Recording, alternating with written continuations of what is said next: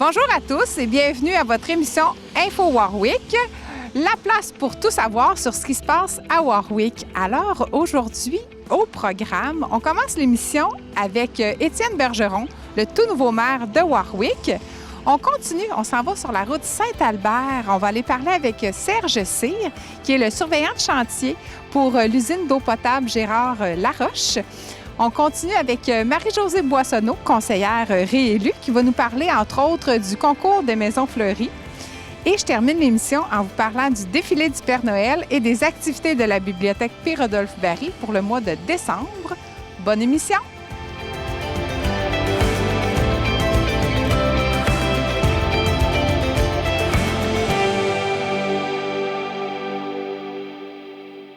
Alors, je débute l'émission avec Étienne Bergeron. Bonjour, Étienne. Bonjour, bonjour. Merci de m'avoir invité. Ça me fait plaisir. Écoute, tu viens tout juste d'être élu. Comment vas-tu?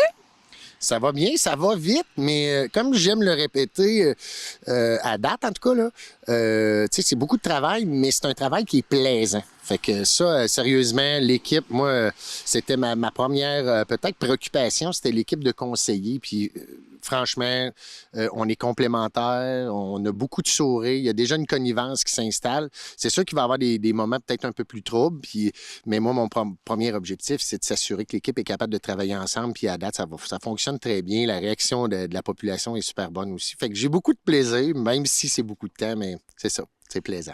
Oui, parce que là, j'ai regardé la première séance du conseil, puis je t'ai trouvé vraiment à l'aise. Mais je me suis rappelé que tu avais été conseiller là, quelques années. Peux-tu revenir un petit peu sur ton passé, là, ton expérience en tant que conseiller? Oui, bien c'est ça. En fait, il y a 12 ans, tu sais, nous, on a notre maison ici peut-être depuis 18-19 ans à peu près. Fait qu'il y a 12 ans, j'ai été élu conseiller. J'ai fait 2 mandats, donc 8 ans. Fait que, tu sais, j'ai vu l'administration. En fait, le passage, quand M. Scalzo est devenu le maire de Warwick, il a été le maire pendant les 8 années que j'étais conseiller. Fait que j'étais surtout responsable des événements, loisirs, culture et tout ça. Fait que c'est sûr que je savais un peu, mais...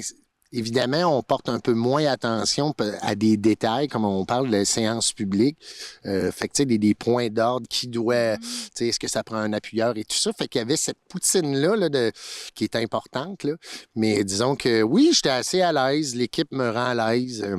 D'où ça devient cette motivation profonde de vouloir devenir maire? Bien, en fait, comme j'ai déjà été conseiller, je savais un peu dans quoi je m'embarquais, le temps puis l'engagement. Puis, tu sais, j'ai quand même 4 enfants. Fait que c'était...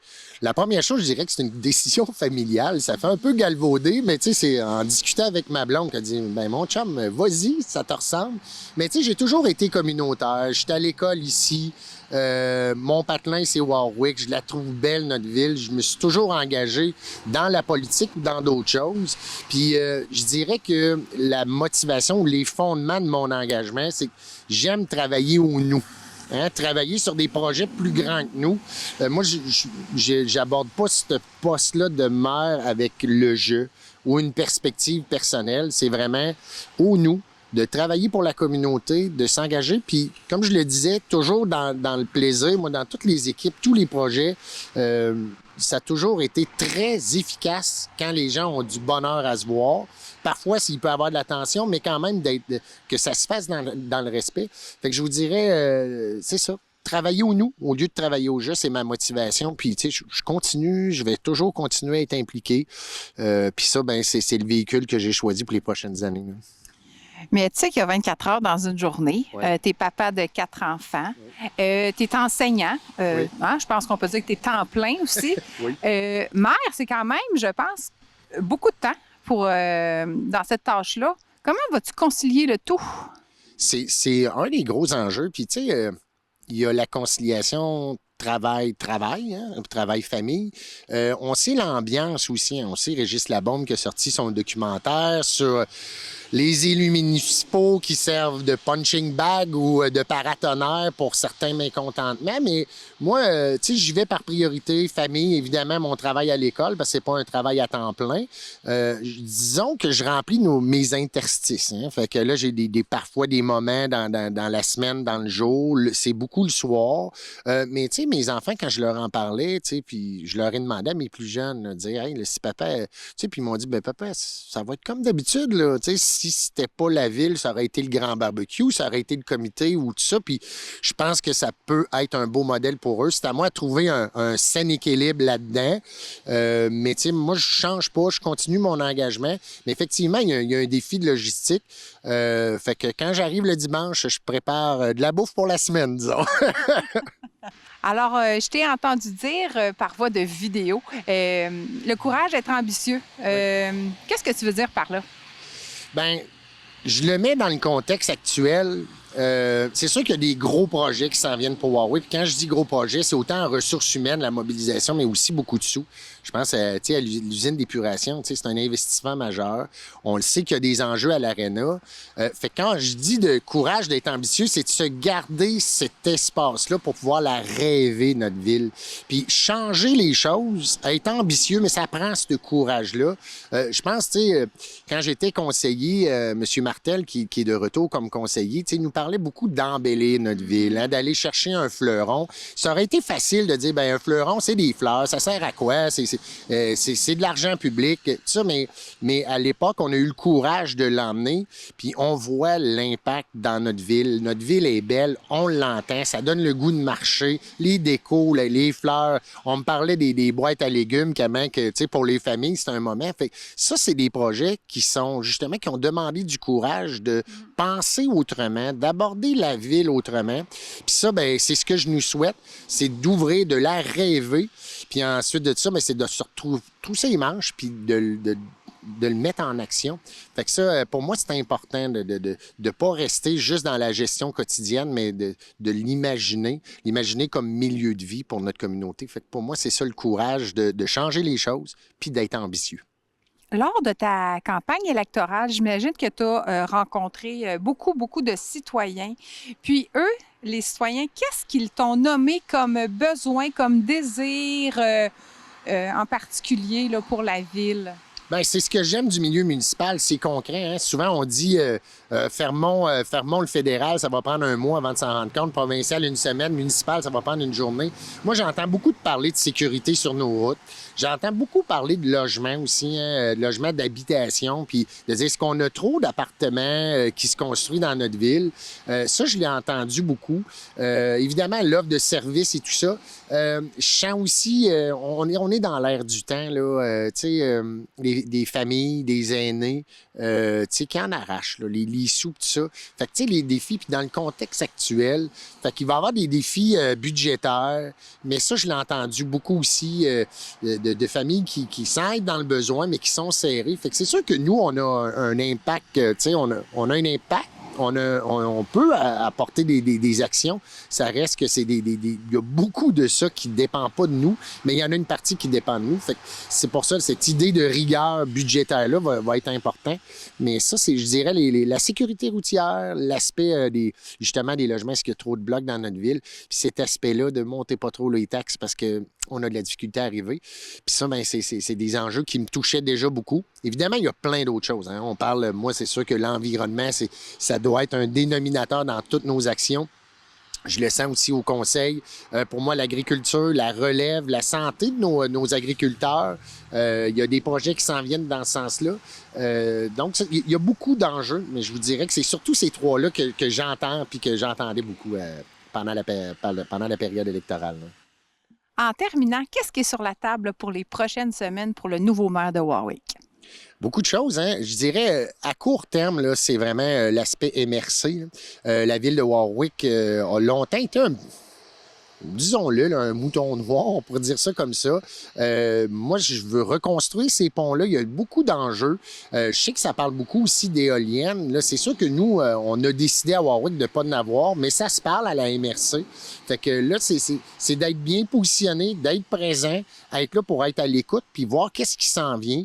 L'aspect agricole aussi, il y a beaucoup de choses qui s'en viennent, qu'on est déjà en train de travailler pour les terres en friche, par exemple. Donc, je dirais qu'à court terme, c'est les gros enjeux qui s'en viennent. Puis il va y avoir beaucoup, là, on a hâte là, avec le conseil de faire ce qu'on appelle un remue-ménage, là, de voir les conseillers comment ils voient ça. Mais je vous dirais qu'à court terme, c'est ça. Et bien sûr, le budget. Hein. Ça nous demande beaucoup de temps, autant au point de vue administratif. Là, il y a le budget qui s'en vient. Puis comme j'aime le répéter, mais tu sais, une campagne électorale, c'est comme un train. Le train, il n'arrête pas à la gare. Il fait juste ralentir pour que les nouveaux élus puissent embarquer dans le train. Fait que c'est de s'assurer que justement que cette transition-là se fait bien, puis qu'on puisse continuer parce qu'il va y avoir des demandes de permis. La ville doit continuer, on doit offrir le même service. Fait qu'en continuité, et tout l'aspect MRC, là, disons, dans les prochaines semaines, vont demander beaucoup de temps. Mais voilà, ça va être très agréable. Je suis très, très heureux du poste, très heureux de l'équipe qu'on a. Fait que il n'y a que du beau qui s'en vient. Bien, parfait. Bien, félicitations, Étienne, pour ton élection. Puis, je te souhaite beaucoup de belles réalisations pour les futures années comme maire de Warwick. Bien, merci beaucoup. Puis, c'est ça. Vive la neige. Je suis très heureux. Merci beaucoup. Alors, je suis en compagnie de Serge Cyr, qui est chargé de projet pour l'usine d'eau potable Gérard Laroche de Warwick. Bonjour, Serge. Bonjour. Alors, dites-moi, quel est votre rôle exactement là, dans ce méga chantier? Réellement, je suis chargé de projet. Donc, j'aide à la ville à faire la coordination entre les entrepreneurs et la ville. Parfait. Puis, c'est quoi la différence entre l'ancienne usine d'eau potable puis la nouvelle? Bien, j'ai fait ici un petit croquis pour vous montrer. C'est qu'actuellement, nous avons un puits qui est quand même très gros. C'est un puits de 16 pieds de diamètre par 75 pieds de profond. C'est un très, très bon puits, mais toute la mécanique à l'intérieur est désuète.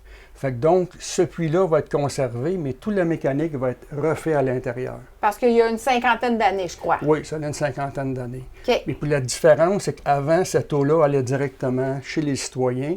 OK. Mais avec l'usine, c'est pour ça que j'ai mis ça comme ça, OK. c'est que l'eau va passer à travers l'usine pour ensuite alimenter les citoyens. Fait que donc, l'eau va être traitée. On n'avait rien avant. Non, ça, c'était pas là. Tout ce qu'on faisait avant, on mettait du chlore OK. et des produits anti-corrosion. OK. C'est tout ce qu'on mettait.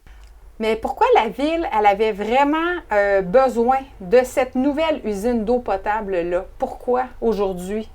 Bien, en réalité, on a deux facteurs très importants. Le fait que tout l'équipement en place est désuet. Il fallait y penser et refaire toute la mécanique.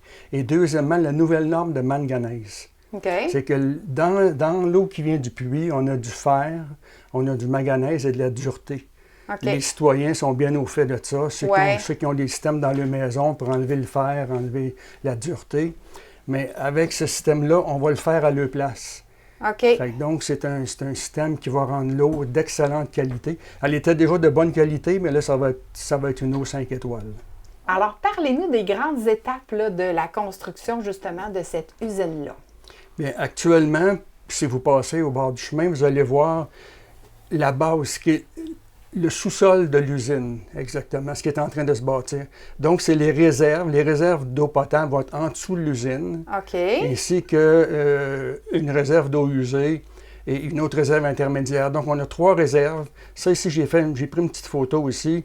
Fait que l'eau, ici, elle va se promener comme ça pour faire du temps de contact. On veut que l'eau reste longtemps avec le chlore pour travailler, pour enlever, s'il y a des bactéries, peu importe, on veut tout enlever ça.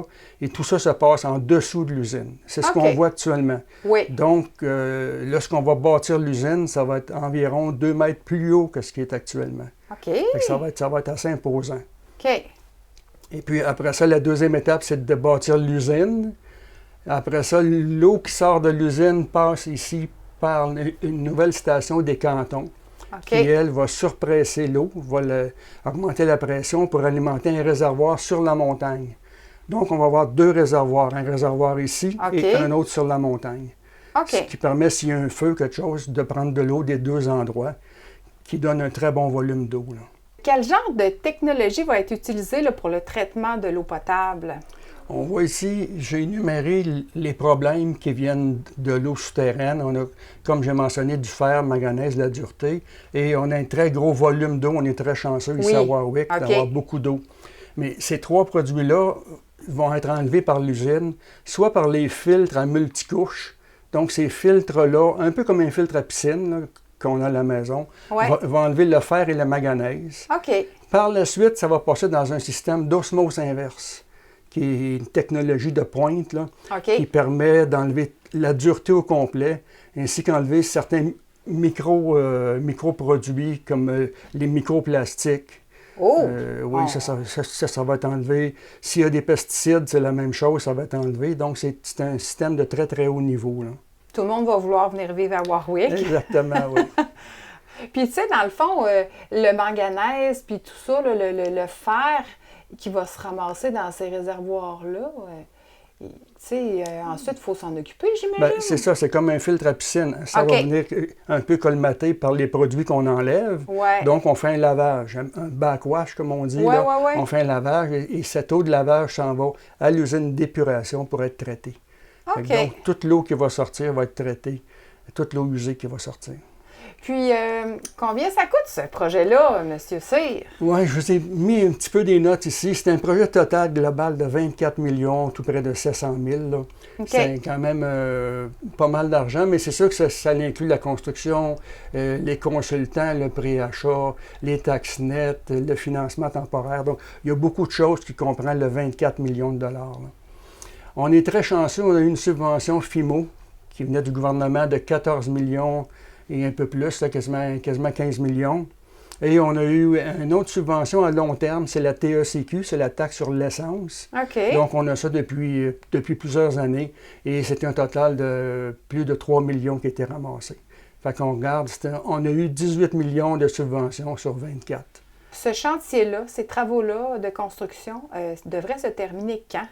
Bon, la construction comme telle, on prévoit décembre 2026. Donc, dans environ 13 mois. OK. Mais par la suite, il y a environ de 3 à 6 mois de mise en route. Donc de tout ajuster, les produits, les séquences, les lavages, etc. Là. OK. Puis des usines comme celle-là, j'imagine qu'il y en a d'autres ailleurs au Québec? Il n'y en a pas beaucoup au Québec. OK. Il y en a quelques-uns, surtout l'osmose inverse. C'est pas mal de pointes, fait que c'est pas tout le monde qui sert de cette technologie-là. Là. Mais c'est réellement fameux. C'est la meilleure technologie pour faire ce qu'on a besoin de faire. Là.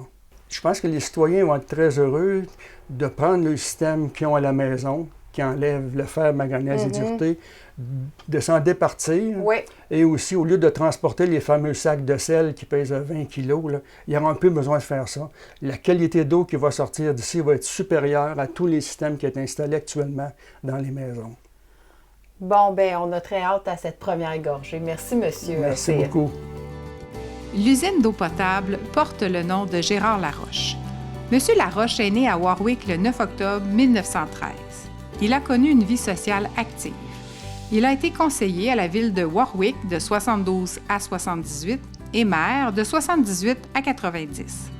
Durant ses mandats à titre de conseiller, la station actuelle, soit le puits Saint-Albert, a été construite en 1974. De ses nombreuses réalisations les plus importantes à titre de maire furent l'usine d'assainissement des eaux en 89, un nouveau drapeau et des armoiries, ainsi que la construction d'une piscine semi-olympique en 85. Il fut membre des Chevaliers de Colomb, membre de la chorale de l'Église et président de la chorale de l'Amitié du Cercle de l'Âge d'Or. Gérard Laroche est décédé en 2010 à l'âge vénérable de 96 ans.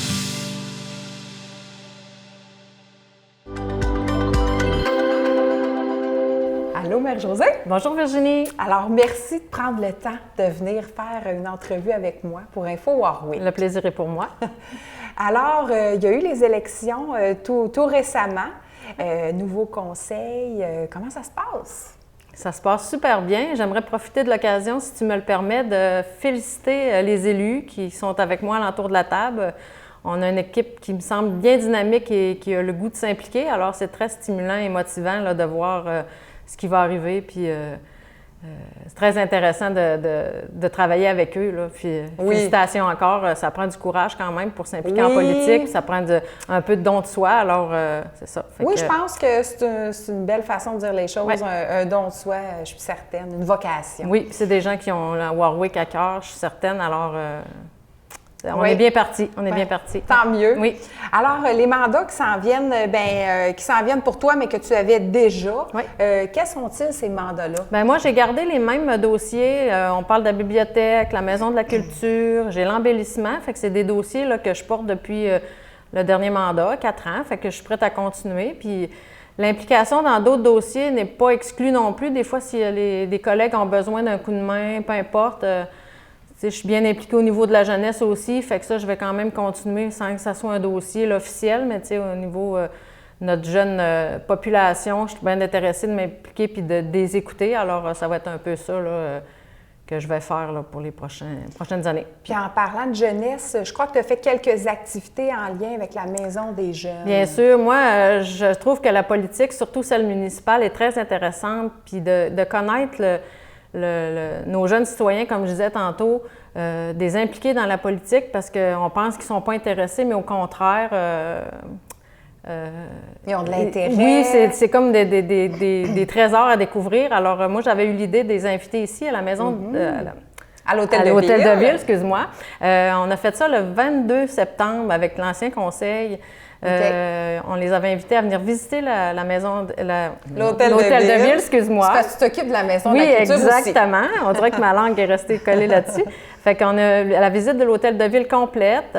Ensuite, il avait préparé des questions qu'ils nous posaient là, selon leur champ d'intérêt puis tout ça. Fait que ça a été très intéressant de découvrir. Puis les questions étaient quand même pertinentes au-delà de ce qu'on pouvait imaginer là. Fait que c'était une très belle rencontre. Oui, puis par la suite, vous avez fait une activité. Vous êtes allé, je crois, à la Maison des jeunes. Exactement. Moi, j'avais l'intention puis le désir d'aller m'impliquer dans leur milieu, voir où est-ce qu'ils vivaient. Tout ça, la Maison des jeunes ici est très intéressante et très belle. Alors, je suis partie avec mon petit paquet d'épicerie. On a concocté un petit repas ensemble parce que souvent, quand on papote, on discute, ben les discussions vont dans un sens que c'est le fun, puis de les voir vivre dans leur maison des jeunes. Fait que ça a été fait là, avec ma collègue de Noëlla Comtois. Là.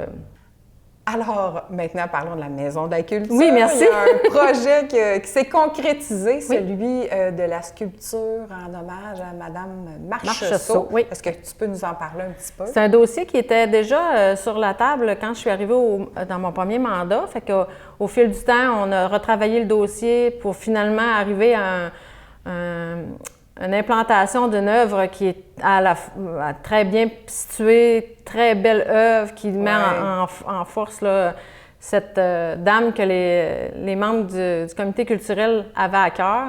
Alors, j'étais bien heureuse de participer à ça puis de rendre le projet là, vivant et pour la communauté au complet aussi. Puis quand on a fait l'inauguration, il y avait des membres de la famille qui étaient là, qui étaient quand même honorés là, du travail qui avait été accompli. Alors, ça, c'est une belle réussite, puis c'est une belle continuité du projet là, qu'on a vu jour là, pendant mon dernier mandat. Oui, bien, félicitations merci, pour ce projet-là. Un autre projet qui a été mis en place comme à chaque été depuis quelques années, le concours des maisons fleuries. Oui. Alors, comment ça s'est passé cette année? Ça s'est très bien passé. On a eu 82 inscriptions, Virginie. C'est vraiment beaucoup, là. C'est vraiment beaucoup. Pour une population, on n'est pas tout à fait de 5000. Alors, moi, je trouve que c'est extraordinaire. On sait déjà la fierté que les citoyens de Warwick ont. C'est toujours propre, c'est toujours fleuri, c'est toujours bien entretenu. Fait que, tu sais, ça démarque encore un intérêt là, majeur là, pour l'embellissement à Warwick. Puis nous autres, ben l'embellissement, notre comité avait à cœur de repartir ce concours-là parce que pour avoir les 5 fleurons que nous avons maintenant. Oui. Pour une deuxième année consécutive. Oui, exact. On se devait de mettre ça en place. Puis c'est quand même un succès d'année en année. Alors, puis le plaisir pour nous de découvrir là, les maisons qui sont fleuries, qui sont de plus en plus belles, c'est ça. Fait que ça nous fait Je suis au cœur de voir ça. Puis vous, quand vous décidez avec le comité d'aller évaluer finalement, oui, toutes les personnes qui se sont inscrites, mais aussi vous vous promenez un peu partout. Tu sais, vous avez des coups de cœur aussi, c'est pas nécessairement des commerces ou des industries ou des organismes qui se sont inscrits. Vous décernez des prix coups de cœur aussi, oui, des fois, exactement. J'ai envie de dire spontanément, mais c'est pas tout à fait ça, là. Quand c'est pour les citoyens, on demande l'inscription parce qu'on ne peut pas évaluer tous les terrains puis toutes les maisons. Ça serait impossible. Puis ça reste un peu une décision personnelle de pouvoir s'inscrire. Oui, oui. Par rapport au commerce et aux industries, nous, au courant de l'année, on passe tout le temps au courant de l'été, on évalue nos coups de cœur, puis on rejoint là, nos critères à ce moment-là, puis on fait la décision là, de nommer un commerce ou une industrie là, qui s'est démarqué le plus. Bien, je te souhaite un beau mandat pour les 4 prochaines années, que tu t'amuses, que tu te réalises. Oui. Puis, passe une belle journée. Merci de l'invitation. On est chanceux, on a une belle température, une belle petite neige, donc c'est l'occasion idéale de vous rappeler la visite du Père Noël à Warwick. Oui, le défilé du Père Noël, une tradition à Warwick qui va avoir lieu, je ne me trompe pas, le dimanche, le 14 décembre à 9 h le matin. Donc, il va y avoir toutes sortes de chars allégoriques. C'est toujours super plaisant pour les enfants et pour les parents là, de s'installer au bord de la rue, à l'extérieur, puis de regarder le défilé du Père Noël. Pour ce qui est du trajet, sous toute réserve, là, mais ça devrait ressembler à ça. Le départ se fait sur la rue Sainte-Jeanne d'Arc. Ensuite, les chars s'en vont sur la rue Saint-Louis. Ils vont monter jusqu'à la rue Lheureux, rue Méthode, rue Carillon. Ils vont faire un petit retour, puis ça devrait se terminer là, vers la rue Barry. Donc, on vous invite à venir voir le défilé du Père Noël en grand nombre. Pour ce qui est des activités de la Bibliothèque Pierre-Adolphe Barry pour le mois de décembre, à quoi ça va ressembler? Eh bien, voici. Mercredi, le 3 décembre à 18 h, c'est la dernière rencontre des ateliers d'écriture avec Caroline Langevin. Vendredi, le 5 décembre à 14 h, c'est une pédagogique. Alors, on va faire une création artistique, une couronne de Noël. C'est idéal pour les 5 à 12 ans. Samedi, le 6 décembre à 10h30, un spectacle de Noël. Vous le savez, j'aime ça vous gâter. Hey, là, ça va être exceptionnel. C'est Colette Pirouette qui va venir faire danser les enfants. C'est une disco magique. Manquez pas ça. Mercredi, le 10 décembre à 18h30, le club de lecture. On va parler de notre lecture Patrick Sénécal, Il y aura des morts. Vendredi, le 12 décembre à 13h30, c'est notre traditionnelle mensuelle rencontre techno pour ceux qui ont envie d'en connaître davantage sur les applications, les fonctionnalités des tablettes, des téléphones. Samedi 13 décembre, heure du compte et bricolage, spécial Noël, naturellement, comment passer à côté. Ensuite, mercredi, le 17 décembre, on pratique notre anglais à 18h30, Chill Together with Kids. Alors, les parents, les adultes, seuls, en famille, amenez vos enfants, venez pratiquer votre anglais. Vous avez peut-être un voyage qui s'en vient, là. Dans le sud, ça parle plus espagnol, mais peu importe, pendant les fêtes, vous allez peut-être faire un voyage. Venez pratiquer votre anglais, la langue universelle, pourquoi pas. On termine vendredi, le 19 décembre, à 18h30. Un petit spécial karaoké avec nos jeunes, des petites bouchées des fêtes. Puis ensuite, on se dit joyeuses fêtes. Et voilà, c'est déjà la fin de notre émission. Merci énormément à tous nos invités de s'être prêtés au jeu des entrevues. Si vous désirez en connaître davantage sur ce qui se passe à Warwick, visitez le villedewarwick.québec ou visitez notre page Facebook régulièrement. Eh bien, moi, je vous souhaite de très joyeuses fêtes et une très belle année 2026. C'était la dernière émission que j'animais pour vous d'Info Warwick. J'ai eu énormément de plaisir avec l'équipe à vous divertir, à vous informer sur ce qui se passe à Warwick. Et je vous laisse entre les bonnes mains d'une nouvelle animatrice pour 2026.